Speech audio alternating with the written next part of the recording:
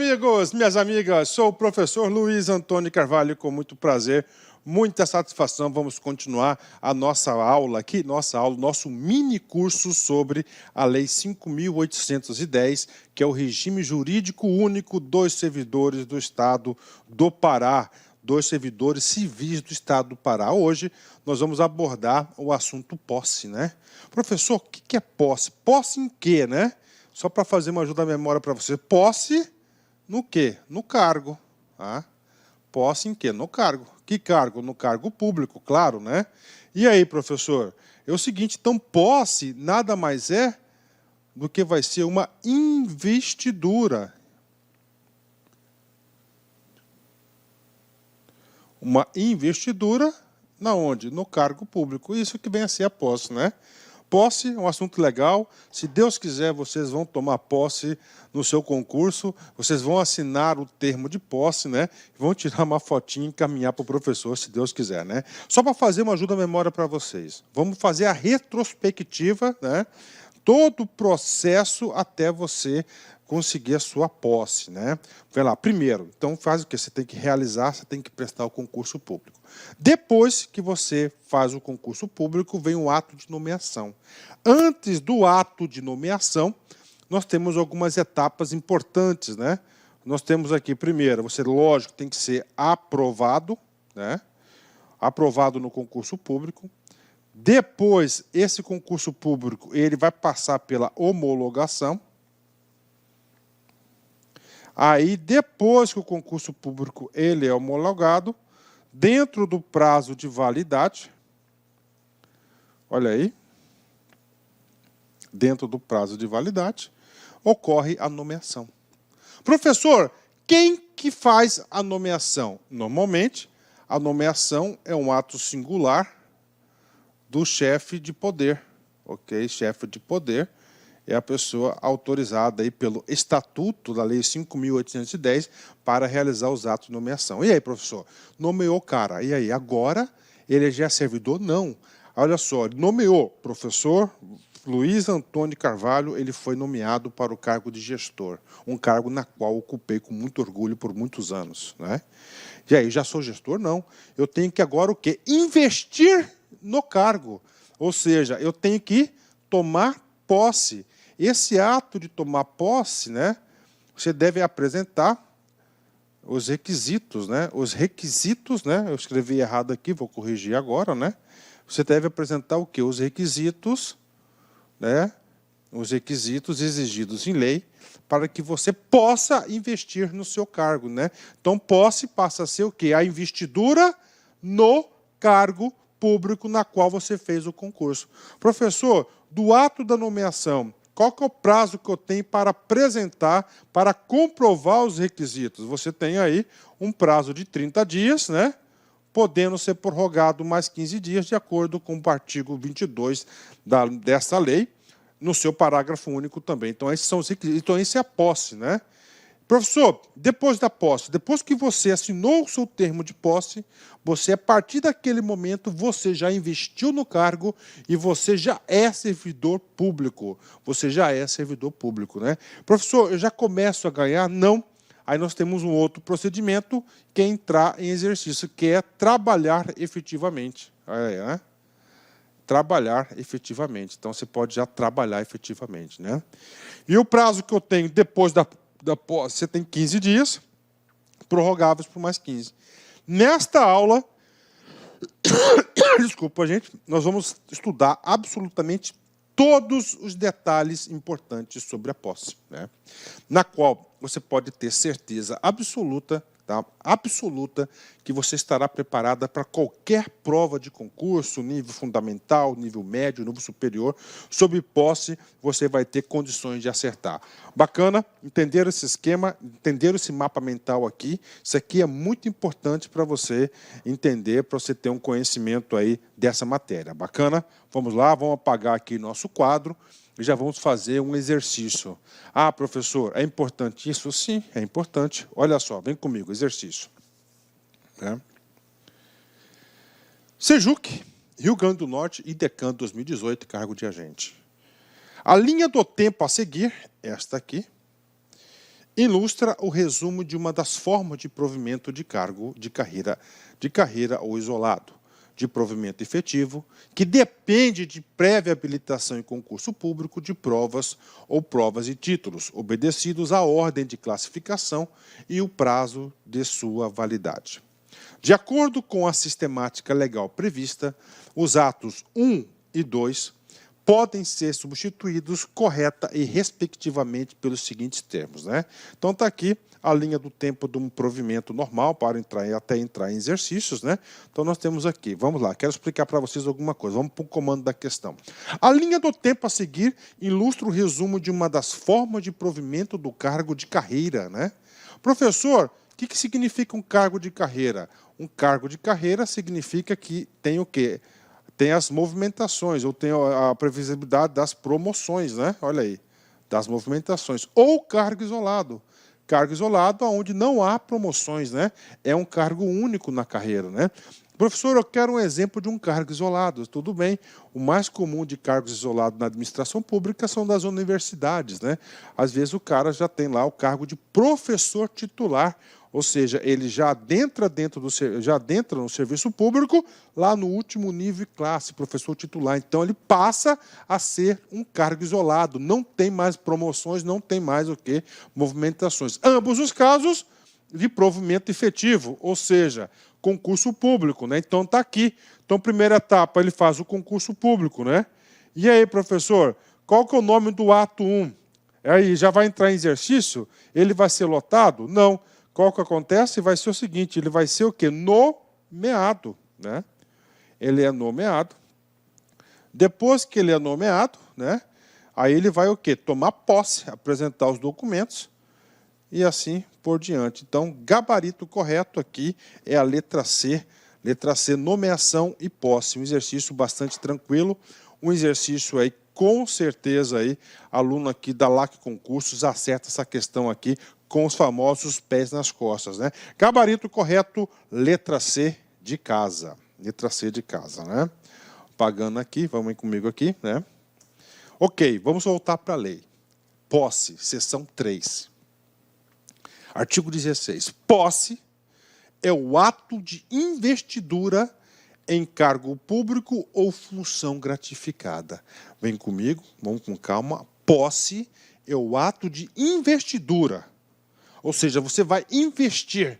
Então, a posse, você vai o quê? Ocupar o cargo público. É claro, para ocupar esse cargo público, você já deve ter sido o quê? Aprovado em concurso público. Então, está ali. É a primeira observação que eu faço para vocês importantes, né? Claro que para investir, você vai ter o quê? Vai ter que cumprir todos os requisitos previstos em lei. Está aí, ponto final, né? Então, posse é um ato de investidura no cargo público ou função gratificado, né? E aí, professor? E aí eu tenho que passar para vocês um negócio seguinte, né? Ó, cargo público, né? Então é o seguinte, no cargo público você vai ser nomeado, né? Você vai ser nomeado. Função gratificada. Você é nomeado na função gratificada? Não. Você vai ser o quê? Designado. Professor, aonde está isso? Lá na aula de nomeação, que nós já estudamos a aula de nomeação. Então, você vai ser nomeado para um cargo público, aí você vai apresentar os requisitos, você vai o quê? Tomar posse desse cargo público. Na função gratificada, que é a função gratificada que era para os servidores exclusivamente efetivos, né? Exclusivamente efetivos, você não é nomeado para a função gratificada, você é o quê? Designado para a função gratificada. Então, você primeiro é designado para essa função, depois você toma posse. Isso que diz o artigo 16. Parágrafo único, muito importante. Não há posse nos casos de promoção e reintegração. Olha aí, o legislador deixou bem claro, né? Não há posse nos casos de promoção. Professor, o que é promoção? É a movimentação, a elevação nos cargos de carreira. A pessoa vai o quê? Ele vai sendo promovido, vai mudando de níveis e classe de acordo com os estatutos e os planos de carreira. Então, não há posse. Professor, o que vem a ser a reintegração? Isso já foi cobrado em concurso público, que é cobrado muito, né? Claro, a reintegração e a promoção eles fazem parte daqueles 4R ANP. Professor, o que significa o 4R ANP? Significa o quê? As formas de provimento, né? Olha, provimento, né? Esse N aqui é da nomeação, um dos mais importantes, né? A nomeação é o quê? É o ingresso, é a investidura, né? A reintegração, ele vai ser um reingresso. Uma reinvestidura. Não um ato de investidura, né? Olha aí que questão. Por quê? Porque ele tomou posse antes, ele foi desligado da administração pública e ele conseguiu invalidar os motivos do seu desligamento, da sua demissão, e ele vai ser o quê? Reinvestido, ele vai ser reintegrado, reingresso na carreira. Então, isso aqui é muito cobrado em concurso público, né? Mas, professor, eu não entendi esse negócio aqui, ó, de posse é um ato de investidura em cargo público ou função gratificada. Que cargo público passa a ser a nomeação. A função gratificada passa a ser o quê? O ato de designação. Voltando um pouquinho nos nossos estudos, só para fazer uma ajuda à memória, lá no capítulo 2º da nomeação, forma de nomeação. A nomeação será feita. Nomeação é diferente de posse. Ó. Caráter efetivo é exatamente o que nós acabamos de estudar, quando exigida a prévia habilitação em concurso público para essa forma de provimento, né? E também outra forma de nomeação são para os cargos em comissão, né, conhecido como ad nutum, né, de livre nomeação e exoneração declarado em lei. Só que o parágrafo único completa a designação para o exercício de função gratificada recairá exclusivamente em servidor específico. Então, primeiro, ele é designado uma função gratificada e depois ele toma posse nessa função gratificada que é exclusivamente por caráter efetivo. Essa parte aqui da nomeação, eu só fiz uma ajuda à memória, voltei um pouquinho nas nossas explicações, ok? E aí, professor? E aí, vamos fazer aqui um exercício para vocês aqui, né? Vem comigo aqui. TCE, Pará, CESP 2017, cargo de auditor. Situação hipotética. Um servidor do Tribunal de Contas do Estado do Pará foi demitido, mas, tendo conseguido anular judicialmente a penalidade administrativa, foi reintegrado aos quadros do tribunal. Bacana. Então, é o seguinte, um servidor ele foi demitido e ele conseguiu anular a sua penalidade de demissão e ele foi reintegrado. Professor, o que significa o reintegrado? Reintegrado é uma forma de provimentos, né, do 4ANP, né, que são as formas de provimento. O reintegrado é para o servidor demitido, né, demitido. E aí, professor? E aí o seguinte, né? Nessa assertiva, nessa situação, nós temos da lei estadual, o presidente do TCE terá 30 dias, olha aí, terá 30 dias para dar posse ao servidor reintegrado contados da ciência da decisão judicial.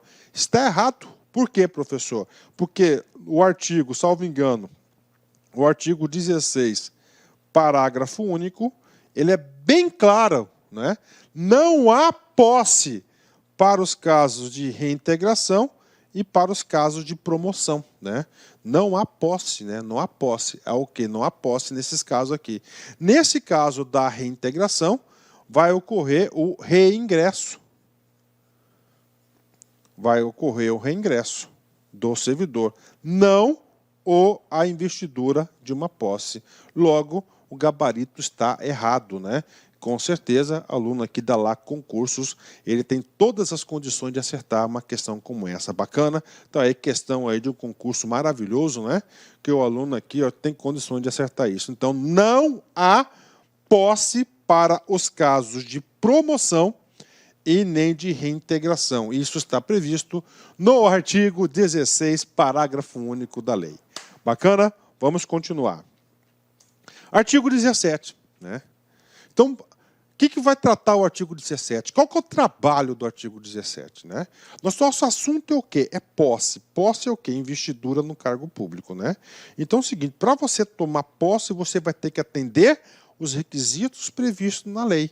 E os requisitos básicos gerais para todos os servidores públicos civis do Estado do Pará estão consagrados aqui no artigo 17. Olha só, são requisitos cumulativos para a posse em cargo público, ou seja, cumulativos que você tem que atender todos eles. Se você falhar em apenas um dos requisitos, você estará impedido de tomar posse. Então, a posse vai ocorrer, que é a verificação se você está apto para ocupar o cargo público na qual você prestou o seu tão sonhado concurso público. Primeiro, claro, ser brasileiro nos termos da Constituição. Ah, professor, isso aqui é básico, tudo bem, mas e aí? Pegadinha de concurso, né? Esse ser brasileiro, tá? Aqui a lei, sabiamente, ela diz que ser brasileiro significa que ele pode ser um brasileiro nato, né? Exemplo de brasileiro nato, eu, professor Luiz, né? Eu sou brasileiro nato, né? Nascido e criado aqui na nossa terrinha amada, né? E nós temos também outra hipótese, que são os brasileiros naturalizados. Atenção, essa anotação você tem que fazer. Você tem que fazer essa anotação aqui, ó, nato e naturalizados, né? Professor, quem são os naturalizados? Os naturalizados, vamos supor, é um estrangeiro, tá, que venha residir no Brasil e adquiriu o que? O seu processo de naturalização. É possível? Claro, inclusive a regra brasileira ela é bastante flexível para naturalizar as pessoas. Então, todos os brasileiros, os nato ou os naturalizados, podem fazer concurso público e podem investir em um cargo público, né? Segundo requisito, idade mínima, ter completado 18 anos, né? Então, ter completado 18 anos é o outro requisito aí importante, né, para investidura no cargo público. Terceiro, está em pleno exercício dos direitos políticos, né? Temos vários cidadãos da nossa sociedade, inclusive aqueles ali que figuram ali na Lava Jato, que têm seus direitos políticos cassados temporariamente, suspensos temporariamente, né? Então, essas pessoas que têm os direitos políticos suspensos temporariamente não podem aí ocupar cargo público, não pode tomar posse, né? 4. Ser julgado apto em inspeção de saúde realizada em órgão médico oficial do Estado do Pará. Ou seja, ele tem que ter a saúde aí, tem que estar apto, tem que ter uma saúde aí, claro, saudável, né? Propícia para o labor do Estado. Então, item 4 é ter essa questão da saúde, né? 5, vem comigo. Possuir a escolaridade exigida para o exercício do cargo.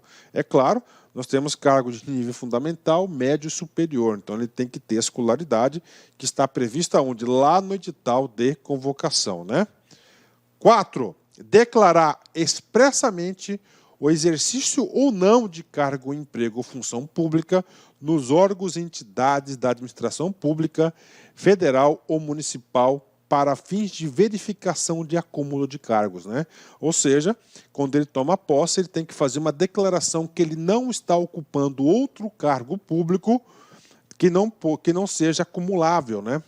Então, ele tem que fazer essa declaração de cargo. Inclusive, lá na frente no Estatuto, a gente trata lá nas disposições lá das penalidades disciplinares, aliás, lá no capítulo, no título, perdão, do processo disciplinar, vamos voltar a esse assunto, porque lá ele vai detalhar essa situação, o que vai acontecer se o cara estiver ocupando ilegalmente 2 cargos públicos, né, que sejam divergentes com as regras constitucionais. Então, ele tem que fazer essa declaração. 7. Quitação com as obrigações eleitorais e militares, né, claro, militares para o sexo masculino, né, e, finalmente, não haver sofrido sanção impeditiva de exercício de cargo público. Então, está aqui as situações. Então, os requisitos para o cidadão ocupar, para tomar posse, investir, são esses aqui, os 7 requisitos básicos, né? É claro que as leis de carreira poderão ampliar e ampliaram aí os requisitos aí para a posse. Pode? Claro que pode, né? Professor, esses requisitos tem amparo constitucional? Com certeza. Você sabe que esse nosso estudo aqui ele é completo, tá? Você pode ter certeza disso. Essa aula aqui não é uma aula superficial. Tudo que tem de importante o professor traz para a nossa aula para explicar para vocês aqui. Amparo constitucional. Tudo que tem amparo constitucional você tem que ligar o alerta. Por quê? Porque são aqueles assuntos que provavelmente serão cobrados em prova. Artigo 37, inciso 1º da Constituição. Os cargos, empregos, funções públicas são acessíveis aos brasileiros. Olha aí, né? Então a Constituição já falou, são acessíveis aos brasileiros, né? Aqui incluindo os nato e os naturalizados, que preencham os requisitos estabelecidos em lei. No caso aqui do Estatuto do Pará, o artigo 17 da lei, ele traz todos os requisitos aí para a investidura do cargo, para você ter condições de tomar posse. Assim como os estrangeiros na forma da lei. Olha só, assim como aos estrangeiros na forma da lei. Ou seja, deu aí, possibilitou o quê? Possibilitou ao que os estrangeiros possam também ocupar cargos, né? E aí, professor, vamos falar de estrangeiros ocupando cargos públicos? Tem? Claro que tem. Né? E quando a gente coloca assim, na forma da lei, eu quero fazer uma ressalva para vocês, né? Que isso aqui é um caso concreto, né? Se você for lá na lei 8.112 de 90, que é o Estatuto dos Servidores Públicos Civis da União, né? Da União, lá traz uma previsão expressa de ocupação de cargos públicos por estrangeiros, né? Principalmente no caso das IFs, né? Ó, universidades federais, né? Tem vários professores convidados estrangeiros, né? Que vêm ingressar às universidades, tem essa previsibilidade aqui, né? Tá? Mas e aí, professor, isso aqui é uma regra geral? Não, não é uma regra geral. Estudando um pouquinho de constitucional, eu quero passar para vocês. Na questão dos brasileiros, isso aqui é uma norma constitucional, ela é chamada de eficácia contida, né? Como assim eficácia contida? A lei poderá estabelecer requisitos para o acesso. E assim fez a lei, né? Então ele garante que é para os brasileiros e ele colocou os requisitos. Um dos requisitos é a idade mínima para o provimento do cargo. E para, no caso dos estrangeiros, é uma norma constitucional, mas ela tem uma eficácia limitada, né? Ela tem uma eficácia limitada, ou seja, depende de lei para a previsão para que os estrangeiros aí ocupem cargos públicos. No caso do Estado do Pará, no caso do Estatuto, a Lei 5.810 de 94, eu fiz uma pesquisa e eu não procurei essa previsibilidade de ocupação dos cargos de estrangeiros ocuparem cargos públicos, no caso lá da Lei Estadual do Pará. Tá bacana, galera? Então isso aqui é muito importante, muito importante. Para passar régua na questão de brasileiros nato e naturalizados, é de fundamental importância que o aluno deve saber o seguinte: existe alguns cargos no Brasil, tá, que eles são privativos de brasileiro nato, né? Brasileiro nato, aqueles nascidos que têm a cidadania brasileira, né? Nós temos 7 casos de provimento de brasileiros nato. Não existe hipótese de brasileiros naturalizados e muito menos de estrangeiros a virem ocupar esses cargos. Esses cargos, essa previsibilidade, essa obrigação, claro que está previsto na onde? Lá na Constituição Federal. Lá no nosso artigo 12, parágrafo 3º. São brasileiros natos, são privativos de brasileiros natos. Então, na prova de concurso, se você se deparar com qualquer um desses cargos, você vai marcar brasileiros natos, tá? Isso cai na prova, não cai, despenca. Vamos lá. Primeiro, cargo de presidente e vice-presidente da República só pode ser brasileiro nato. Presidente da Câmara dos Deputados, presidente do Senado Federal, de ministro do Supremo Tribunal Federal, ministro do Supremo Tribunal Federal, da carreira diplomática, de oficial das Forças Armadas e de ministro de Defesa, de Estado de Defesa. Então, são os 7 casos de brasileiros nato, né? Não podem ser brasileiros naturalizados e muito menos os estrangeiros. De novo, martelar na sua cabeça. Primeiro, presidente e vice-presidente da República. Segundo, presidente da Câmara dos Deputados. Se da Câmara dos Deputados, também vai ser dos senadores, presidente do Senado Federal. ministro do Supremo Tribunal Federal, da carreira diplomática, de oficial das Forças Armadas e de ministro de Estado da Defesa. Então, isso aqui deve obrigatoriamente estar nas suas anotações aí para quê? Para que vocês façam as suas revisões. Isso aqui é importante, né? Vem comigo, vamos fazer um treino, exercício rápido. FUB, CESP 2017, cargo de técnico.